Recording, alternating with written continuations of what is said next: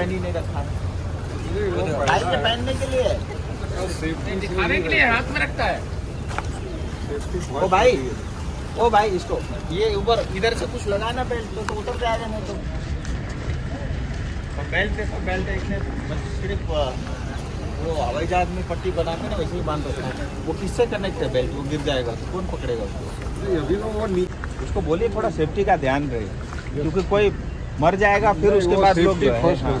और विकास में खास करके सड़क और ट्रैफिक की बहुत बड़ी समस्या हमारी इस क्षेत्र में है, चाहे वो दार्जिलिंग हिल्स में हो चाहे सिलीगुड़ी में हो। और हाईवे या रोड जितने भी कनेक्टिविटी से रिलेटेड इश्यूज़ हैं, रेलवे से रिलेटेड इशू है, जो काम चल रहे हैं उसमें तेज़ी आए। और दूसरी बड़ी समस्या आपको पता है, पीने की पानी की बहुत बड़ी समस्या है। This program is brought to you by dear साप्ताहिक लॉटरी केवल 100 रुपयामा अनि जित्नुहोस् पहिलो पुरस्कार 1 करोड रुपया। डियर साप्ताहिक लॉटरी भाग्य बदलिने बाटो। दार्जिलिंग जिले से दूसरी बार भाजपा सांसद बने राजू बिष्ट चुनाव जीतने के तुरंत बाद आज बलासन पुल का निरीक्षण करने के लिए पहुंचे। इस दौरान उनके साथ कई भाजपा कार्यकर्ता और पार्षद मौजूद रहे। आज उन्हें सबसे पहले निर्माण किया जा रहा बलासन पुल का निरीक्षण करते हुए देखा गया। साइट पर काम करने वाले वर्कर्स को भी उन्होंने सावधान किया। उनका कहना है कि काम तेजी से चल रहा है और जल्द ही काम पूरा कर लिया जाएगा। आगे उन्होंने क्या कुछ कहा, देखिए। कैसा चल रहा है? देखिए, काम तो चल रहा है, बालासन से लेकर के आर्मी कैंट तक का काम। और स्पीड भी मुझे तो ठीक ही लग रही है, क्योंकि आपको पता है कई बार बारिश हो जाती है और जब सड़क बनती है तो लैंड का बड़ा इशू रहता है, लोगों को वहाँ से हटाना पड़ता है, उनका कंपनसेशन रहता है, कई चीज़ें होती है, स्वाभाविक है। अभी मैंने शुरू की है, अगले 1 घंटे तक मैं पूरा विजिट करूंगा, उसके बाद विस्तृत रूप से मैं आपको जानकारी दूंगा। कुल मिला के मैं मैदान में उतर चुका हूं, वैसे 5 साल से लगातार मैदान में हूं। दूसरी बार जनता ने मुझे सांसद चुना है और मेरा प्रयास है कि लोगों की आकांक्षाएं की पूर्ति हो, विकास के काम में तेज़ी आए। और विकास में खास करके सड़क और ट्रैफिक की बहुत बड़ी समस्या हमारी इस क्षेत्र में है, चाहे वो दार्जिलिंग हिल्स में हो चाहे सिलीगुड़ी में हो। और हाईवे या रोड जितने भी कनेक्टिविटी से रिलेटेड इश्यूज़ हैं, रेलवे से रिलेटेड इशू है, जो काम चल रहे हैं उसमें तेज़ी आए। और दूसरी बड़ी समस्या आपको पता है, पीने की पानी की बहुत बड़ी समस्या है।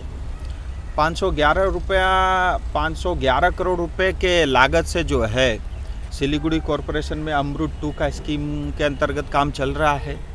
कुछ ही दिन में मैं उसके भी विजिट पे जाऊंगा, डिटेल उसके मैंने जो है जानकारी मंगाई है दिल्ली से।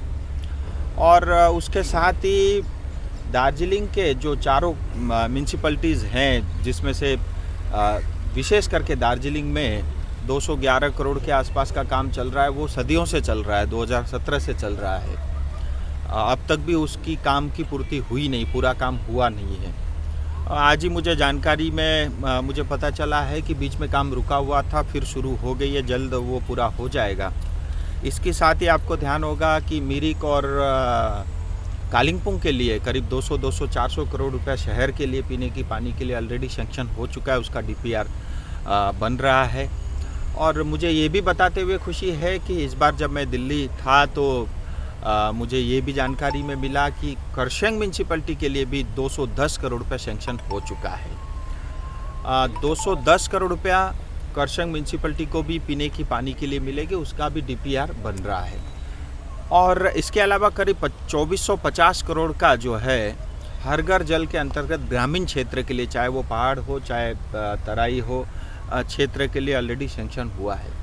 तो कुल मिला के आप देखेंगे, पीने की पानी हो, रोड हो, रेलवे, इन सब में काम चल रहा है। और बहुत जल्दी ही एस्टिमेटेड कमेटी अगले 2-4 दिन में बैठक होगी, क्योंकि नए मंत्रालय में सब मंत्री अपना कामकाज संभाल चुके हैं। और उसके बाद तुरंत जो है बागडोगरा एयरपोर्ट का भी काम शुरू होगा। सो कुल मिला के कनेक्टिविटी, रोड, पानी, हाईवे, इसके काम में तेज़ी आए। और साथ ही इस दूसरे कार्यकाल में मेरी प्राथमिकता और ये भी रहेगी कि हमारी जो शिक्षा व्यवस्था है वो अति जो है उसको ठीक करने की आवश्यकता है। और साथ ही अस्पताल, बहुत ही मतलब दयनीय स्थिति में है। मतलब लोग बेचारे जो बीमार होते हैं वो डॉक्टर और अस्पताल से ठीक नहीं होते, भगवान की दया से ठीक होते हैं। तो उस पे काम करूँगा और साथ ही युवा उनको रोज़गार मिले, उनको सही शिक्षा मिले और वो जीवन में आगे बढ़े और हमारा क्षेत्र खुशहाल हो, सबके यहाँ खुशहाली हो और सब जो है आगे बढ़े। ये मेरा प्रयास रहेगा और मुझे लगता है जनता ने मुझे इसीलिए चुना है और इसीलिए मैं मैदान में उतर चुका। राजू जी, जनता ने एक चीज़ के लिए आपको चुना है कि आप दोबारा MP बने हैं। उन लोगों का आशा था कि इस बार कम से कम एक MOS कम से कम मिलेगा। क्या बोलिएगा इसको लेके? जो 10,000 वोट से जीता उनको MOS मिला और आप इतना लाखों वोटों से जीता, आपको MOS नहीं मिला।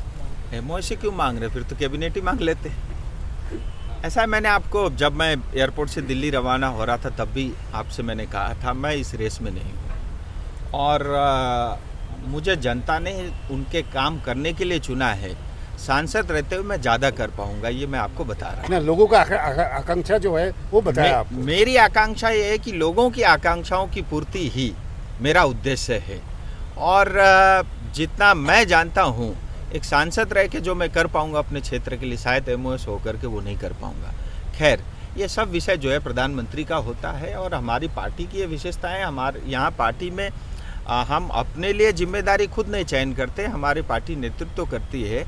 ज़रूरी नहीं है कि राष्ट्र के लिए, देश के लिए, अपने क्षेत्र के लिए, लोगों के लिए सिर्फ जो है आप MOS या मंत्री बन के ही कर सकते हो। मैं इस भावनाओं से समर्थन मतलब ऐसा नहीं मानता और मैं चाहता हूँ हमारी क्षेत्र में बहुत क्षमताएं हैं, बहुत आगे बढ़ सकता है, चाहे वो यहाँ का टूरिज़्म हो, यहाँ की शिक्षा हो, बहुत क्षमताएं हैं, यहाँ का व्यापार हो, ट्रेड बिजनेस है।